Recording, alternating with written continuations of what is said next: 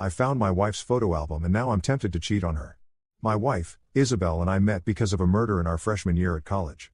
Her dorm had been blocked by the cops because a girl we both knew had been found stabbed 42 times in her bed.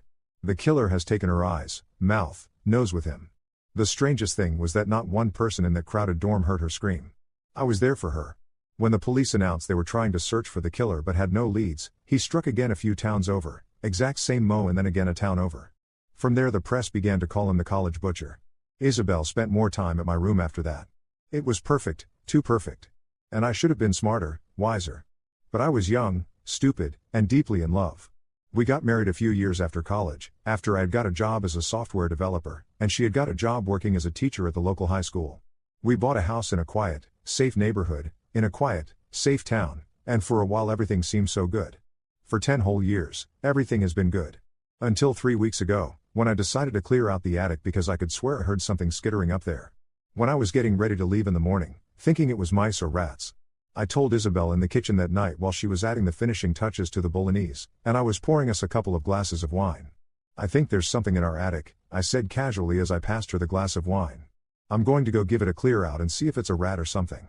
When she said nothing, I looked at her face. It was completely pale, and she was staring at me with something I could not place in her eyes. It wasn't fear, it was something else. "Don't go up there, I'll deal with it." I frowned. "I really think it's something small, and I've been wanting to clean up that place for a while. Let me deal with it."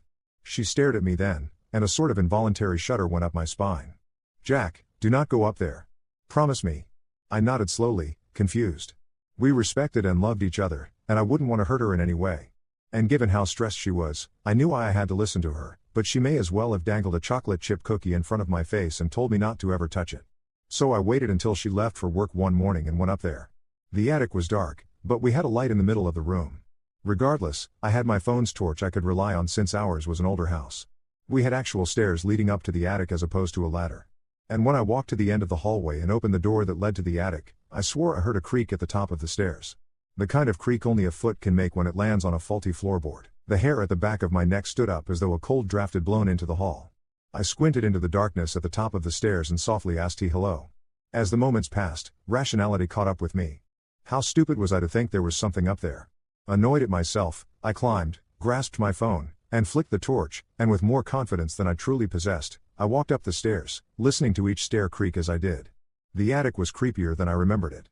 It was actually a space I'd planned to convert into a game room of sorts, but Isabel had talked me out of it, and honestly, over the years I had forgotten how big it was. It was your average attic in many ways. Dusty wooden floors, a small window at the end of the room overlooking the neighborhood, but it was spacious.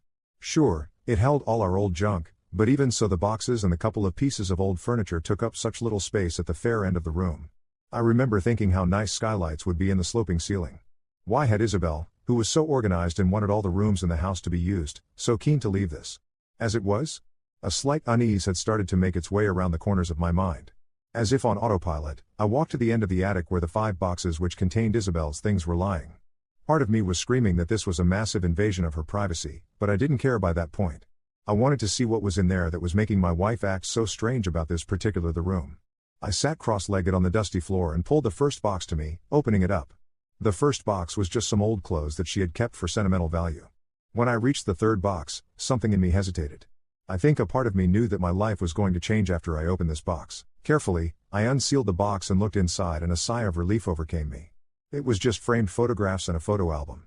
I smiled and lifted the first one, Isabel and her sisters laughing as children at her 4th birthday. Some were of her parents and others of us. Then something struck me. Why hadn't she put these photos up downstairs? That weird chill was back. The box only held the large brown leather photo album now, and my heart racing. I opened it to its first page. It was a large black and white photo of a small girl on a swing facing away from the camera. That in itself was creepy, but the creepiest thing about the photo was another little girl in a white dress who was standing at the edge of the woods looking at the girl on the swing. It was almost as if she was looking at me through the photo.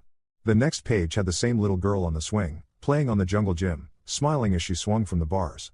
Behind her, the strange little girl stood, watching her every move, her eyes cold, her mouth a thin line, page after page of this little girl living her life, and the strange girl standing on the edges, watching her. As the girl grew up, I recognized her to be Isabel, and the girl watching her looked like her, the darker, angrier version of her. I swallowed hard, watching my wife's doppelganger grow closer, seeing photos of her in my room with a shadow of herself. Watching her. My vision swam and I felt sick. Snapping the album shut, I wedged it under my arm and fled the attic, taking the stairs 2 steps at a time, down from the attic. As I closed the door and leaned my head against it. It took a slow, shuddering breath. What the fuck was going on that evening? I waited for my wife to come home at the kitchen table, nursing my strongest whiskey in my hand as she walked in through the kitchen door. "Hi, hon." She greeted me with a kiss and dumping the shopping bags full of groceries on the table. "How was your day?" I paused and slowly cleared my throat. "I found it, Isabel." She was pulling the milk out and was about to turn to the fridge to stack it when I said this. She frowned, putting the milk down on the table. "What do you mean?" I quietly lifted the album off my lap and put it on the table. "This is why you didn't want me to go into the attic, right?" The words came out harsher than I intended them to. She looked at the album and her face turns pale, as though she has seen a ghost. But when she looks at me, she says, "I've never seen that before in my life," and without another word, walks out of the room and chased after her. "Isabel, who is the girl in this? Look at me when I'm talking to you." I grasped her arm and turned her towards me. She slapped me hard across my face. My wife, who wouldn't even raise her voice at our cat when he scratched her, slapped me. I watched in open-mouthed shock as she stormed up the stairs in your bedroom and slammed the door. The album was still in my hand, the weight of it an omen. And that's when I heard it again. The skittering I had been hearing from the attic, except now it sounded like it was coming from our bedroom. "What the fuck?" I muttered. That's when the scraping started. It sounded like someone was very slowly clawing at the floorboards above me. My heart began to race as I slowly looked at the darkness at the top of the stairs. Why hasn't she switched the lights on when she went up there? "Isabel." I call it, my voice hoarse with fear. At first there was nothing, but then I heard it. "Isabel." A high-pitched voice marked from the darkness. My blood ran cold. I was terrified, but the thought that my wife could be in danger was more overpowering. I ran up the stairs to our bedroom door. I found it wide open, with no trace of my wife inside. "Is Isabel?" I asked hesitantly as I looked around the empty bedroom. That's when I felt it, a cold hand grabbing my ankle from under the bed. I screamed and pulled myself out of its grasp, stumbling backwards until I fell against Isabel. She grabbed my hand and dragged me down the stairs. "I told you not to go into the attic." She sobbed as she dragged me to the front door. "Now you've let her out. You've let her into our lives." As we got outside, she rushed to the car. "Hurry up before she finds us." I jumped into the seat without saying a word. "Isabel, what the hell is going on?" She started the car and we zipped out of the driveway. I could see her knuckles were white from gripping the steering wheel so hard. She finally spoke, her eyes focused on the road. "She's always been there, always angry. You see, I'm the one who got to live." "What?" I was more confused than ever. "I'm a twin, Jack," she said to me quietly. "I'm the twin that survived while she died in the womb." I looked at her, confused. "So she's what?" "She's an evil spirit who wants a chance to live. And ever since I was born, she's been eating away at my life." That album was a way to trap her. Those photos were like talismans. I used to keep her in there, every single physical piece of evidence she exists.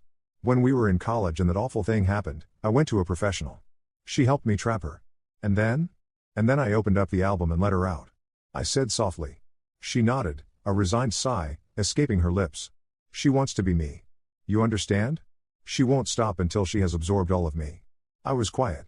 That's when I saw the movement in the mirror. Turning around, I saw the thing that wanted to be my wife sitting there, grinning at me. I yelled. Isabel slammed on the brakes.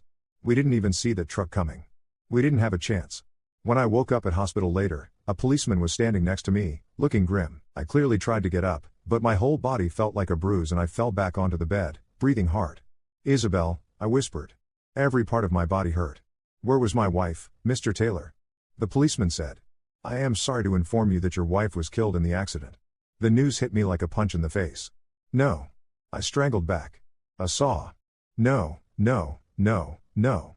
Sir, I am sorry for your loss, but you are going to need to answer some questions for us." The police officer pulled up a file and looked at me carefully. I nodded through the tears running down my face. "We would like to know why your DNA has showed up in a string of murder cases. Are you familiar